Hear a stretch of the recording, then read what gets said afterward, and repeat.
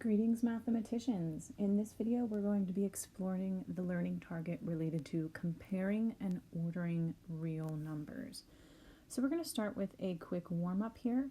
Go ahead and pause the video and give this a try. Try to put the numbers 1/2 and -2.3 on the number line.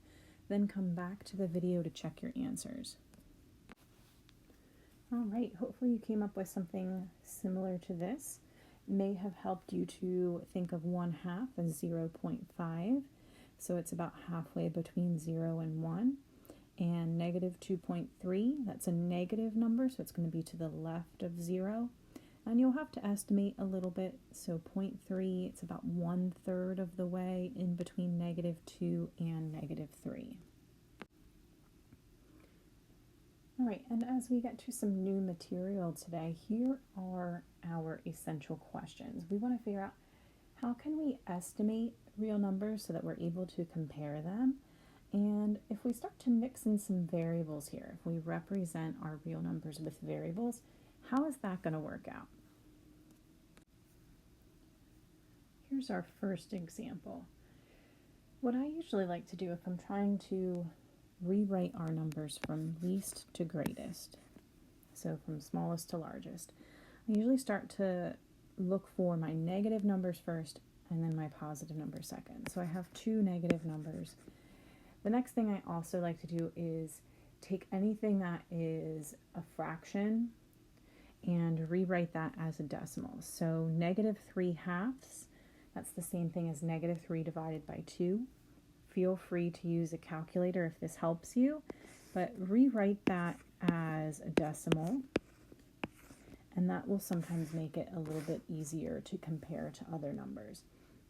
So -2 is going to be further to the left. It's going to be smaller if I were to be putting it on a number line in comparison to -1.5. So -2 is my smallest value, -1.5 is next. So I've taken care of those. And then next I have a 0. And then after that, all of my numbers that are left are all positive values. And they're also already all written in decimal or whole number form.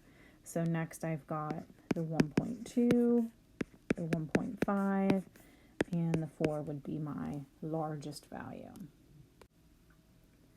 Now here's another example. A way that I can make the previous problem a little bit more challenging is I can throw in some other representations. So the last problem had a -3/2. I put that into my calculator as a division problem, as -3 divided by 2, and turned it into -1.5. Here I've got some other values. Again, feel free to use your calculator if that's helpful. So if I do the square root of 1.44, I get 1.2. Pi, that is approximately 3.14. There are, as you may recall, this is an irrational number, so there's an infinite number of decimals after the 3.14. I'm going to start off with just 2 decimals and see if that's enough. I might need to go back and add more than 2 if I have another number that also simplifies to approximately 3.14 and I'm not sure which one is larger. I might need to go back and add more decimals later. Square root of 2, that one's also irrational. Starts off with a 1.41 when I start to estimate it. And square root of 9, well, that's exactly, it's not irrational, it's exactly 3. So taking these values and rewriting them in decimal or whole number form, in the case of the root 9, that's going to help me to compare them a little bit more easily. So now I want to put these on a number line. When I go to put them on the number line, make sure you label them with the original value. So square root of 1.44, that is 1.2. It's going to be a little bit past the 1. But when I label it, don't put the 1.2, put the square root of 1.44. And pi, that's 3.14-ish. Again, you'll have to estimate that a little bit. But don't write 3.14, write pi. And square root of 2, that's about 1.41. Now think about where that is. 1.41 is a little bit bigger than 1.2. So I'm going to put that slightly past the green point, the square root of 1.44 point, and then label that one root 2. And then last, we've got our square root of 9, which is exactly 3. And again, 3, exactly 3, that's a little bit smaller than 3.14, so that's going to go just to the left of the pi. And again, I'll label that root 9 rather than just 3. So you'll have to estimate a little bit for some of these values. Do the best you can there. All right, and here's our last example for this video. In this one, they're going to give us a value for x. They're going to tell us that x is negative 3/2. And then they're going to give us these 4 expressions involving x's, and they're going to ask us to write them, in this case, from least to greatest.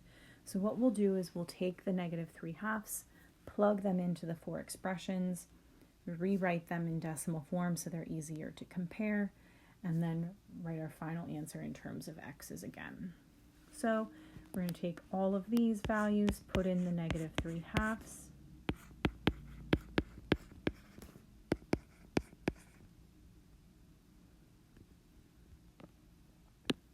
Got a little carried away there. I'm going to change this last one. There's no x in this third one. Pi over 2 is just a pi over 2.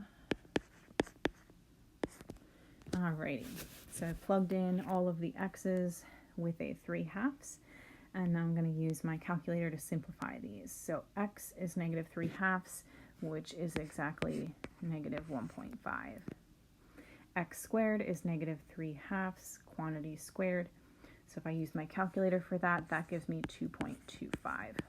Pi over 2, there's no x in there, so that's just pi divided by 2. If I use my calculator for that, this is your rational. It's 1.57-ish. Again, we'll just start with 2 decimals and we'll see if that's enough. If we need more later, we'll do more later. And then absolute value of negative 3/2. Remember, absolute value means distance from 0. So something that is a value that's at negative 1.5, negative 3/2, that is 1.5 spaces away from 0 on the number line. So that is 1.5. Now if I go to rewrite these values from least to greatest, I've only got one value that's negative. That's the negative 1.5, which is the x. So the x value is smallest. Now the remaining 3 numbers in decimal form, they're all positive. The smallest one that's left is the 1.5. That corresponds with the absolute value of x. My 2 values that are left, the next smallest is the approximately 1.57. That corresponds with the pi over 2. And my largest decimal value is the 2.25. That corresponded with the x squared. So rewriting these expressions from smallest to largest in terms of x would give me the x, absolute value of x, pi over 2, and x squared. And we're going to call that a day for here. We're going to stop at this example. Have a good one.